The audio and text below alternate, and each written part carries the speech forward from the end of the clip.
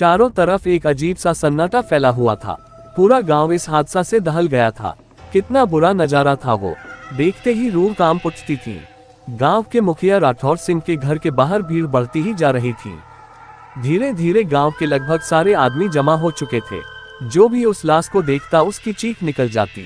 वैसे शरीर तो सिर्फ नाम का ही था। दोनों हाथ पैर अलग अलग थे, जिसका उंगली लटक रही थी। मुंडी धड़ से अलग होकर दूर पड़ी थी। पेट से अत्रियां बाहर निकल आई थी। खोपड़ी में जगह जगह से खून निकलकर जम चुका था। चेहरा पूरा काला हो चुका था। कान का अता पता ही नहीं था और आंख की जगह मांस लटक रहे थे। ऐसा लग रहा था कि लाश को अभी अभी कसाई खाने से लाया गया हो और उस पर माखियां भिन भिना रही थी। कितना भला आदमी था बेचारा, मारा गया। उसी भीड़ में कुछ लोग बातें कर रहे थे। 2 दिन पहले ही मिला था, कितना खुश था अपनी जिंदगी से। बेचारा एक ही लड़का था, वो भी इतनी दर्दनाक मौत मारा गया। लेकिन एक बात हमें समझ नहीं आई भाई, आखिर उसकी किसी से ऐसी क्या दुश्मनी हो सकती है कि उसे ऐसी मौत मरना पड़ा, वो भी बाहर में। अरे ये कोई दुश्मनी नहीं है भैया, ये तो पप्पू की बीवी का काम है। किसी तीसरे आदमी ने बोला। कितनी बार बोले हम किसी तांत्रिक को दिखा ले, नहीं मानता था इन सब चीज को। देखो चली गई बेटे की जान। ये क्या कह रहे हो राजा बाबू, आजकल के जमाने में कौन इन सब बातों पर विश्वास करता है।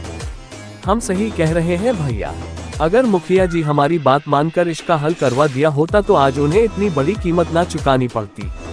अब कल का ही बात ले लो, अमर के मौत का खबर से पप्पू की बीवी इतना खुशी मना रही थी कि क्या बताए।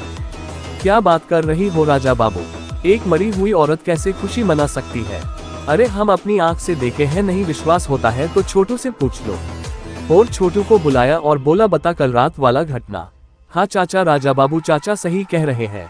कल रात जैसे ही भैया का मारने की खबर आया वैसे ही हमारे घर के छत पे ताड़ाव शुरू हो गया। उधर सब रो रहे थे और इधर अलग अलग आवाजें गूंजने लगी, जैसे कोई पत्थर फेंक रहा हो। ये आवाज छत से आ रही थी।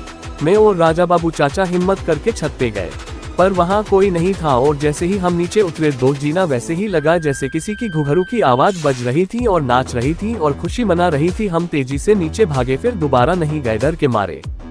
भाग 2 देखने के लिए हमारे चैनल को सब्सक्राइब करें। धन्यवाद। Folded hands.